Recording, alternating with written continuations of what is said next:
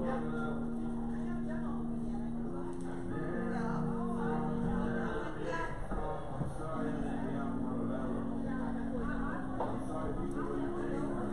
guys, we're at the Oregon Trail Roadhouse here in Scottsbluff, Nebraska. Okay, we're getting ready to do our special, okay, campfire stories. A little different type of comedy show. You know, for me, you know, a lot of the stuff I do is like punchline, like set up punchlines, stuff type like that. Like we'll have a little bit of that tonight, but we're also telling some stories, and we're gonna have a good time with it.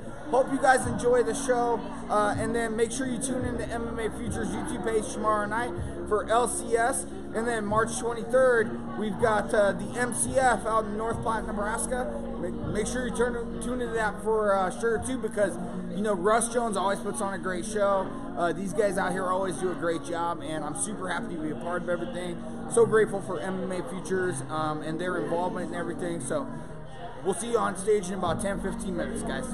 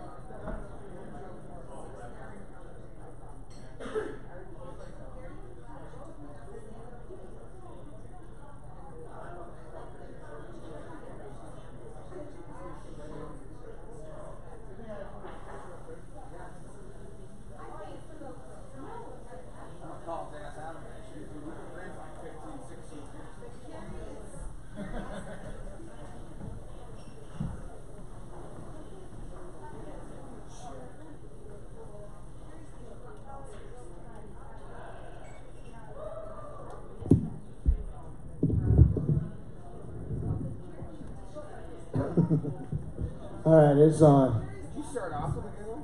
What's that? Did you start off with a giggle? Yeah. It's like a... Yeah. Little Pillsbury. Little Pillsbury. That's cool. Like little Hawaiian Pillsbury. It's cool. There's just like 12 people here. We're fine. Hey, can I get everybody's attention? We got a special guest here for you. Did I scare you? Am I gonna wake up? Yes, ma'am. That'd be me. The Hawaiian Pillsbury. There we go. All right. Well, hey, we got a special treat for you guys. It's totally free. We got MMA Future's own pay-per-view announcer, funny guy. We're going to bring up Matthew Bentley with Campfire Stories. That was a horrible intro by Gino. And I'm excited to tell jokes to all 13 of you. So, like you said, so the whole idea behind this behind this show is that we're doing something a little different. A lot of times I go around and do shows, and I do like set up punchline type jokes. Tonight we call it the Campfire Stories. I'm going to tell you guys some shit that you would tell sitting around the campfire to your friends that they'll ridicule you about for the rest of your life, and every single one of the stories that I tell you when I say Campfire Stories is 100% true, okay? So, I've been doing this for about a year now, doing the stand-up comedy thing, and, I think for a lot of comedians, I got into it because I needed an outlet. I needed something different to do. You know, I retired from fighting. I was a fighter a long time, which is why I'm associated with that asshole that introduced me. But other than that, I needed something to do. I needed an outlet, and so I got into comedy. I think in the history of stand-up comedy, that for a lot of comedians, I don't think they got into it because they have a real sunny disposition on life. And I'm not any different. When I was 13, I saw my parents get murdered in front of me. And that was a really tough couple of years in jail that I had to deal with, It was tough.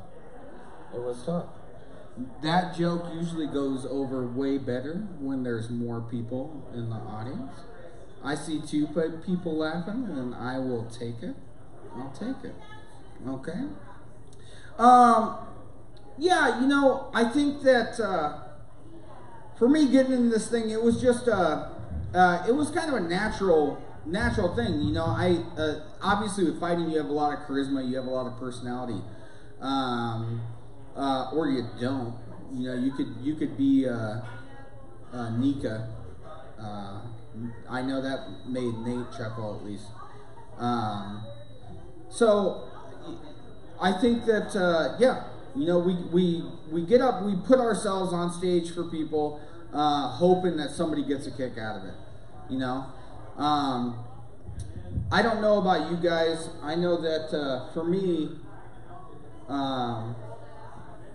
let's just do this. Let's just jump into a campfire story since we're gonna go ahead and be a quiet room. I don't know how many of you guys have been divorced. I was married for 10 years. I was with the same woman for 14 years. We had 2 beautiful children. All right. We got a divorce. Obviously, stuff didn't work out the way we wanted things to when we were young, aspiring kids. I think that with the way everything went down, that it was just a different deal. I got back into the dating game, and everything had changed so much. There was the Tinders and the Bumbles and all these out of dinner, and so I did what everybody does, and I jumped into the online dating scene, and so I got asked for my first dick pic the other day. All right. And, I think I did what, like, every guy does in that situation. I took, like, 17 photos. I wanted to make sure that like everything looked okay. You know what I'm saying? Like I went to the hardware store, I invested in some lighting. You know, I picked up some blush and some concealer. And by the end of it, you know, my dick looked like there was abs on there. It was sweet, you know, like it was pretty good. And then by the end of the date, when I realized everything was going good, I realized that I have the Justin Bieber of penises. And in that, I mean that it looks great in a photo shoot, but it doesn't really perform up to the expectations, you know? And so, yeah. But then I came to an even more important realization, and that's that, look, I've never had sex and not had an orgasm myself, and that's the most important thing. Okay, so, like, I think I'm okay. I think we're good there. She didn't call me again, but it was fine. You know, everything worked out in my favor. Talking about the divorce. So, yeah, I've had 3 important relationships in my life and 3 important breakups in my life, so we can talk about those 3 things. The first one was in high school, my first serious love of my life. Her name was Melissa Jennings. Okay, she's a stripper now, so I'm glad that didn't work out. And she broke up with me during passing period. You know, here I am, I'm a junior in high school. And she broke up with me during passing period, and she said right in front of everybody that every time that we had sexual intercourse, she didn't have an orgasm. And I said, well, every time we had sexual intercourse, I did. So I win. And that was a tough one. You know, prom was tough that year. All right, the prom was tough that year. Then I got married. All right, I got married, and that didn't work out. And so that again was rough. All right. The third one was the first real girlfriend I had after my marriage ended, and with that one, it was tough because she gave me chlamydia twice. Now, I know you guys probably thought that when you looked at me standing on the stage, you know? Like, obviously, he looks like a 2-timer, right? Okay? It's a true story, okay? I don't know how someone can get chlamydia twice from the same person, but I did it. And I'm so excited to talk to all of you people about it. I see I've got like 5 people and 3 that I know that are paying attention, so that's good. Okay? I got this table in the front with the lady who keeps hiding her face. Jesus Christ. Lady, I'm not that funny. There would be more people here. Like, calm down. Okay? We can take a picture after. I'll send you the dick pic. It's fine. Like, calm down. You got enough of those? What kind of shit is going on out here in Scottsbluff? This lady's got just a plethora of dick pics? Jesus Christ. Okay, so tell me, I'm coming right down there. I'm coming down. We're going to have a chat. Fuck this shit. What's your name? Debbie. Okay, Debbie. So you have just a surplus of dick pics, apparently. Pretty much. Okay, so what sites are you on? The POF. Oh, plenty of fish. Plenty of fish. Isn't that like some Christian bullshit or something?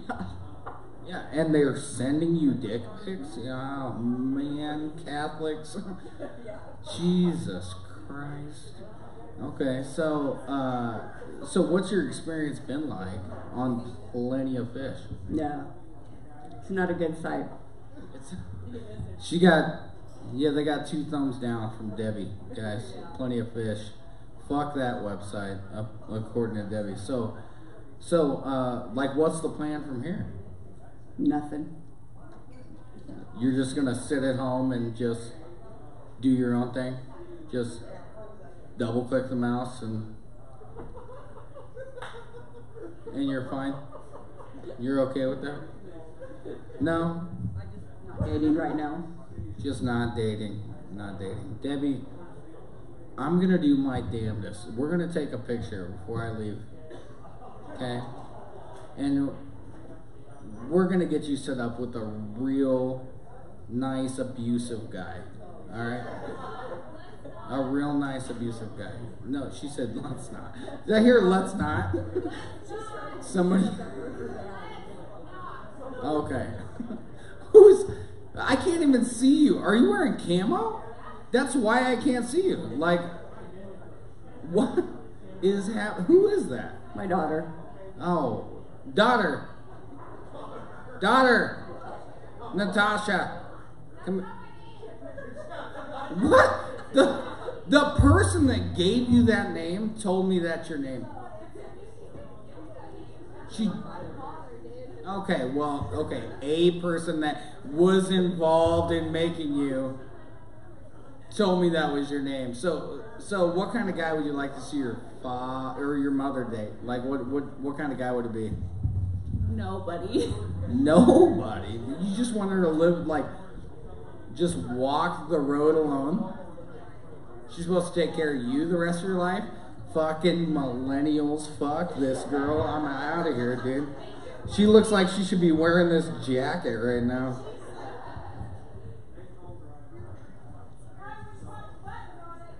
What? Fuck you, Nancy. I don't know where you're at, but fuck you. Oh, you're in the back. Fuck you, Nancy. Okay, so the first time I met Nancy, I came to do a show here, okay? And Nancy, oh, she's walking, yeah, you almost fell on your ass. So Nancy was talking a bunch of shit about some screen I was setting up for a show. You shut up too. So Nancy was talking a bunch of shit about a screen I was setting up for a show. And I told her, fuck you, I have a college education is what I said, okay? The screen, it's not even possible. Stop with your shit. Then I get a phone call from Gino, which I have a story about Gino in a minute too, for you guys that know fucking Gino, okay? I get a phone call from Gino that her little hood rat daughter was talking shit. Yeah. Said she, what did you, come here. Come here. Put some fucking clothes on. Your clothes left? Yeah, I bet you've never run into that problem in your life before, right? Okay, so tell me, what exactly was the message that you sent Gino? Okay. So I was like, hey Gino, you can't let. Hold on, first off, she said, hey Gino. Hey Gino. No, that's some hood rat shit right there, guys. Just so you know, go ahead. Hey Gino. You said first in the comment. Hey Gino. Message. Okay, what? Hey Gino. What did you say in the message though? What? I don't even remember what I said. The comment said something about hamburger. What, you guys tell a story for Oh, first off, yeah, okay, if it has anything to do with a hamburger, that involves Gino, okay? So when I met this Hawaiian fuck, okay, fucking shit, and so I messaged him saying, hey, you can't let these random guys start coming on your Facebook and commenting like in public saying, like talking all kinds of shit about my mom, that's not cool. Having no idea who this guy was. I was so mad, I was about to fight Gino over it. And he goes, oh wait. Gino would whoop your fucking ass. Whatever, no. That's not how it happened. Gino would whoop your fucking ass. No, Gino ain't gonna do shit. Gino, look at him, he's built, he's an Adonis. The Hawaiian? Have you seen that guy? Gino ain't gonna do shit. Gino ain't gonna do shit. That's some bulger biceps back there, bro. I seen him. You can barely. Go ahead, toss that up again, Gino. Gino, toss that up again. Let's see. Oh my God. The only reason you can see him is because the light's shining down onto it. That's it. Bullshit. If that Miller Lite sign wasn't there. No. Hear you. Come up here. Yeah.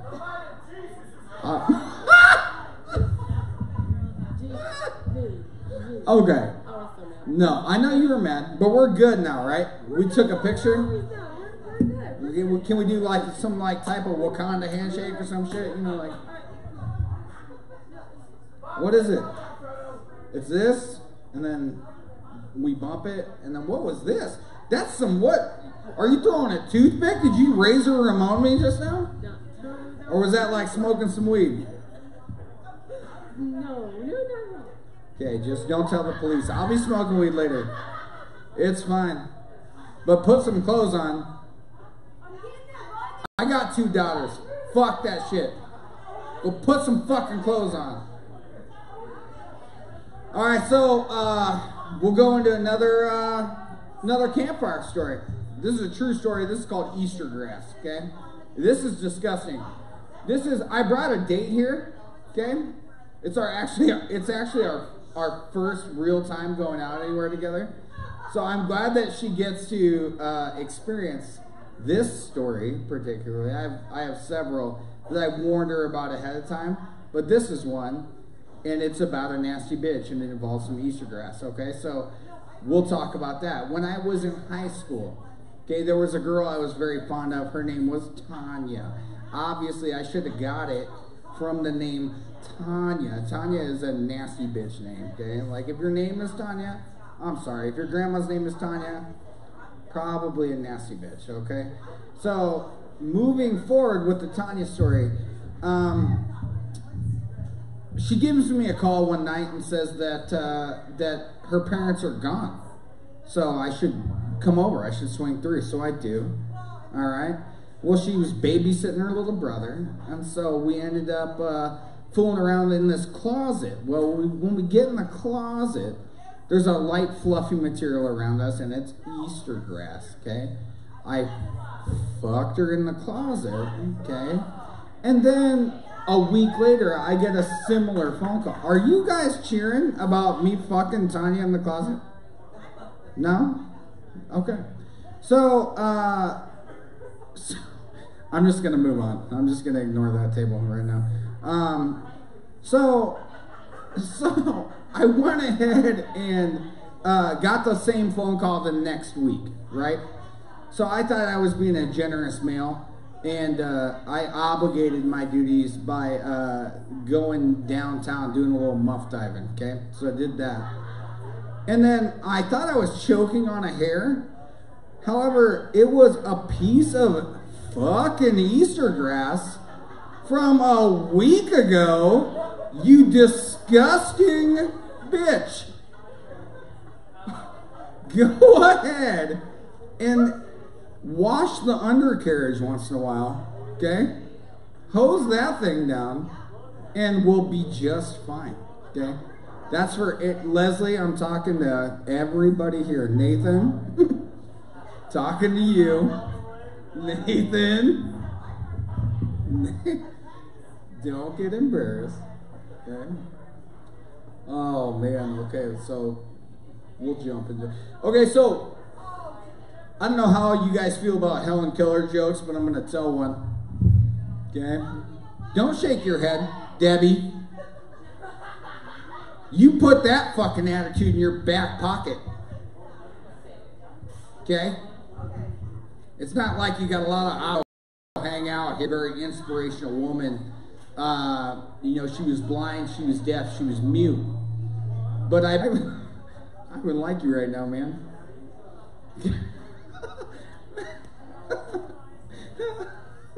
Oh my God. All right, so guys, everybody farts, okay? All right, it's not that big of a deal. Like, if you gotta let one slip out of your shit box once in a while when you're talking to your man, or you're at work, or whatever it is, that's completely fine. There's nothing wrong with that. Just let it go.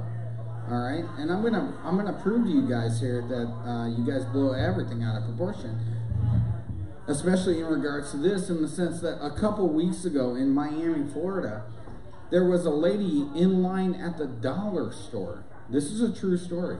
She was in line at the dollar store, and she farted, okay? The guy behind her mentioned something about it. Now, she had several options, several ways to go here, okay? She could have ignored the prick behind her. Would have been fine. For all I care, she could have lifted her leg up and let another fucking fart fly. That would have been fine. But instead, she decided to tell him that she was going to cut him from prick to throat, okay? That's a little dramatic over a fart. It's a little dramatic, okay? And I'm not gonna reveal the ethnicity of this young woman, but we are in Miami, Florida. She did have a knife in her purse. So I'll let you guys do the math on that, all right? That'll be fine? Okay? Okay? Because right now I've got Debbie and like 2 other people laughing, so we gotta keep going. All right. So this is another true story. Let's go campfire story. So I told you guys earlier I got divorced. Okay, I was with her for 10 years. My ex-wife met a very nice guy from Nigeria. Okay, he's great to my kids. They remarried. And they had a baby. They had this baby while we were still married. My divorce took 2 years, okay? And so, like, while we fought, like every couple divorcing does, you know, she would say stuff like, you're a bad dad, or, you know, you were a terrible husband. And I would say stuff like, I hope that polio makes a comeback and your fucking legs don't work. Like, I hope that your life is inconvenienced by the need of ramps. Or that you have to go buy a van with the big lift on it, you know, like that would financially inconvenience her. And I was a big fan of that idea, okay? But now we're good. We're good. We're okay. We're in a good place, okay? But yeah, so she had this baby while we were still married. So I got a phone call at work one day, and a nurse says to me that I need to come down and take a paternity test for this child. I was like, come on, like, I got a giant red beard, like, that's a black kid, you know, it's obviously not my kid, you know, but I went down and took it, and I said, what was the whole point of this? You know, she said, well, you're still married. I said, okay, because if it was the child support thing, you know, B-list celebrities have been telling me on TVs for years, it only costs about 35 cents a day to raise those kids anyways, right? So, I know that joke is terrible. It's just an awful joke. I don't thumbs down me. You get out of here. Natasha, is that your name, Natasha? Get the fuck out of here with your thumbs down. She said you'll lose half your audience if I leave. You'll lose half your audience if I get up and move. That's ridiculous. All right, so I'm going to tell you guys why I hate white people, okay? Fuck, I'm clear, bitch. I'm clear. I'm clear. Crystal clear. Crystal clear, okay? Okay, so I'm going to tell you guys a couple reasons I hate white people, okay? One is that, ladies, not everything needs to be pumpkin spice flavored.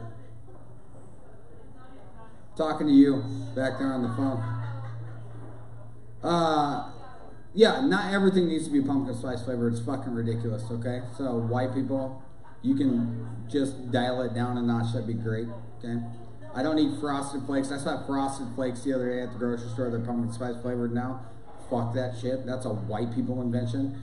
Javante did not come up with that shit, okay? That was definitely, you know, a Samantha or something, or it was a Natasha, you know, could have been a Natasha came up with it. Give me that look. You know, like, you don't ever hear of, you know, Javon or Stevie or Jose getting attacked by a bear. It's always like an Ashley or Ethan or a Todd, you know. So, like, guys, like, do me a favor and just let's stop with testing nature, okay? Like, it's the same thing with chasing tornadoes. It's always Bill and Tommy that do it, and it's pissing me off, okay? Gino, do you know any white people that that have gotten attacked by wild animals? Okay, Bob. Oh, well, that's, he got attacked by Nancy. Yeah, Bob. See, Bob's another perfect example name to throw in there. It was the wedding night. Yeah, so white people, just calm it down a little bit, like you're giving me a bad rap, you know? It's the reason there's only 13 people here, you know, like, because obviously they saw I was a white comic, so they said no dice. Plus I'm a ginger, and you know, the whole no soul thing, you know, it's a big deal. You know, I get what? I have my own room, Nancy. What is this thing doing, bro? What? Who the fuck said that? You again? Jesus Christ. Go away. So I'm going to tell you, this is another true story. So I was a bouncer. We're going to make a bunch of noise. I was a bouncer at a bar, a popular bar in Omaha for about 8 years. And this is probably like the greatest thing, like next to my kids, that ever happened in my life, okay? There was this guy that we had to kick out every single week. His name was Randy Kirby. Okay, we kicked him out every week for grabbing on girls, doing all sorts of stupid stuff. So I kick him out one night, and Randy says, he throws down a handful of cash in the parking lot. And he said, pick that up. I said, I'm not your bitch. I'm not picking that up. Pick up your own fucking money. So he did, and there was a $100 bill poking out. And Randy said to me, hey man, I'll give you all the money that's in my hand if you let me take a piss. And I said, well, I'll tell you what, you will feel my hot breath on your neck while you take that piss, and we're not making any pit stops on our way out, okay? And so that's exactly what happened, okay? I was right behind him. I walked him out. Everything is good, okay? Then Randy jumps in his truck. He peels out to the back of the bar. So I go back there, and he dumps a bag of cocaine on his center console. He buries his face in it. He comes up with a 175 of Crown Royal, takes a big old pull, and he said, my name's Randy Kirby, and I go hard in the paint. And then he peeled out, and it was the greatest moment of my life, okay? Like, I stood there for a good 30 minutes, just not even understanding what had happened. And then I counted the money. It was like $347 that I made letting this guy take a piss. So it was very beneficial, and I'm very glad to share that story with you guys right now. I'm gonna come talk to this guy right now in the second. Is it a row? Would we call this a row? Like if this was an actual show, it would. Okay, I'm gonna come talk to you. Don't shake your head at me, Nathan. What's your name, buddy? Casey. And who's this lovely broad you have sitting next to you?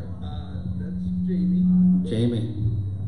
Why the fuck is the microphone doing this?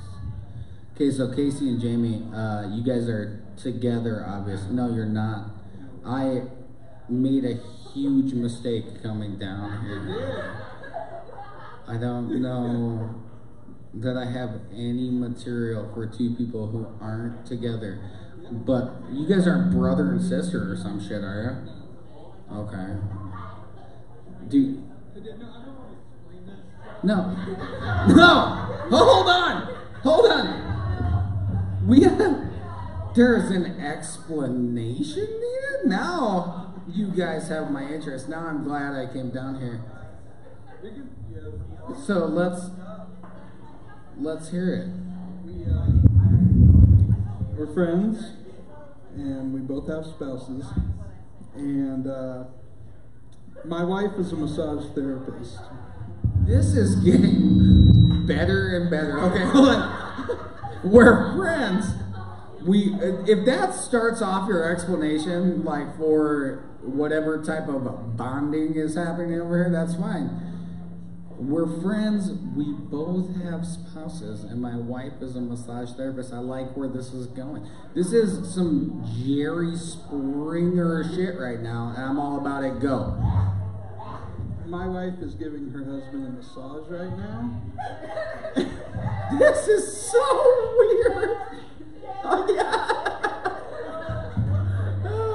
Okay, plutonic. But we both wanted to see the comedy show, so we came here. Super excited that you did, because I don't think this is a story I'm going to tell at future shows. Are you fucking kidding me right now? My wife is giving her husband a massage right now. We thought he'd come to see this asshole at the fucking the bar down the street. What are we supposed to do? Just sit there and watch her give him a massage? Like, no, you win, dude. You win. You win. Or, yeah. Okay. Come back over here. Debbie. Debbie. What are we drinking right now? Tell you the truth, I don't know. So loud and annoying. I'm just going to start yelling instead of talking to this thing.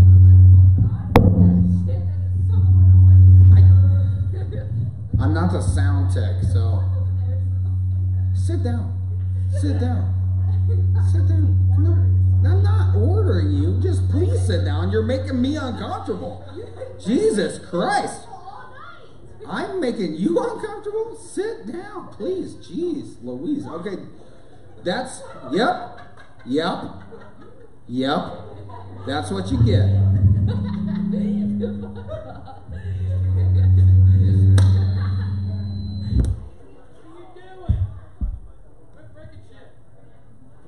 Who yelled that? Stop. I did something productive in my life. Look, every time I get near you, you obviously are the cancer of this microphone right now. Look. I'm by her. I walk away. Nothing. Wait. Yep. I'll just yell at you from here. It's fine. So, Debbie, what are you drinking? It's called a Coke and Crown. It's called that. That's a super fancy drink. It's like a Cosmo. You feel like you're on Sex and the City right now? No? That's too bad. It's probably because of the Plenty of Fish thing, you know? Fuck those guys. Just one? Just one? Get your phone out right now. Grab her phone. Grab her phone. Get her phone. We'll put you on Tinder right now.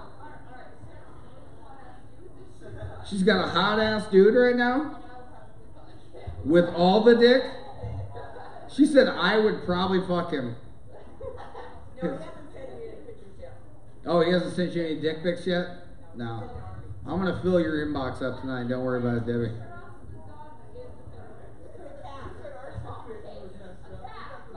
No, hey, you simmer down back there, mister. Yeah. Yeah, I don't know. No, get your phone out, Debbie. Let's do this. Let's set up. Why? Debbie. I'm taking you out to dinner tomorrow, Debbie. Well, yeah, I can take what? She's trying to sabotage a good thing right now, Debbie. What did we get now? I know. What are we having? No, I'm good. I'm good. No, I appreciate you. I forgot. Tumor. I'll be over here. Yeah, tumor. What? Yeah, would you get some fried mushrooms? Yeah. Little cheddar. What the fuck kind of fries are those? They're fried pickles? They look like fucking French fries to me. Like if I took a picture of that, that's fucking French fries. Alright, well, Debbie, I think you should still let us set up your Tinder profile tonight. I'll be around for the next hour or so. I won't be on stage anymore. I'm going to get off soon, but just get her drunk, is that what you said?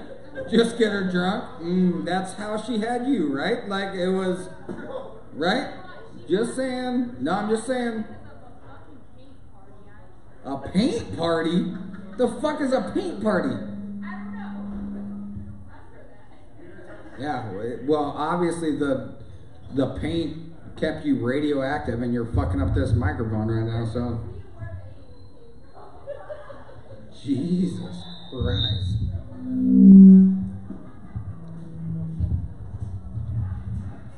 Oh, man. Let's see what else we got here.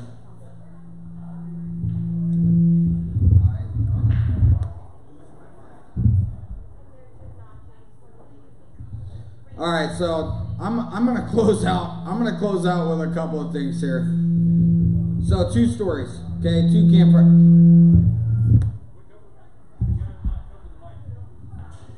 Are we good? Okay. All right, so I'm gonna close out with 2 stories here. One, I write notes to remember my jokes, and this one's called Great Dane Pussy. Okay. A Great Dane is obviously a dog, so this is a great story. Okay. So when I first got divorced, I moved into my best friend's house, and the way that it all went down was I was the best man at him and his wife's wedding exactly 1 year before the day that I moved out.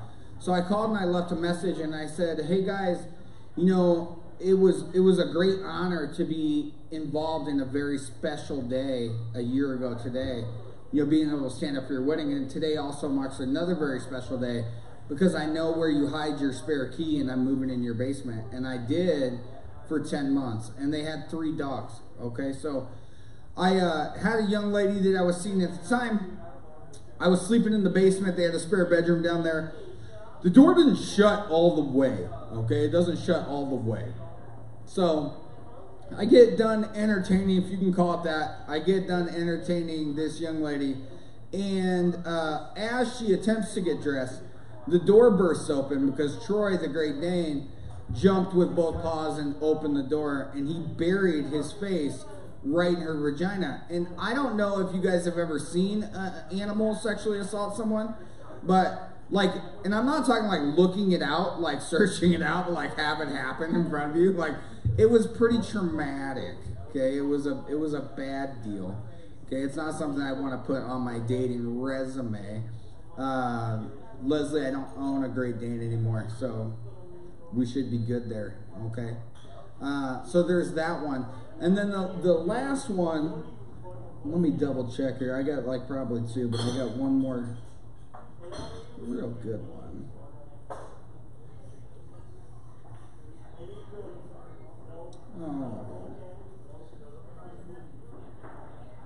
Oh, here we go. All right. So, I don't know if you guys have any, have ever had an experience with like shitty roommates, you know? I've got a couple, okay? I live with 2 females, and they're a giant pain in the ass. They bitch about everything. They don't do anything around the house, okay? They don't help contribute to the bills. You know, it's a bad deal. And so the other day I kind of had it up to here. And so I said, I want you to pack your shit up and get the fuck out of the house. And then for the next 2 hours, I heard them banging on the door saying, but Dad, this is just a terrible situation. Like, we should be able to move back in.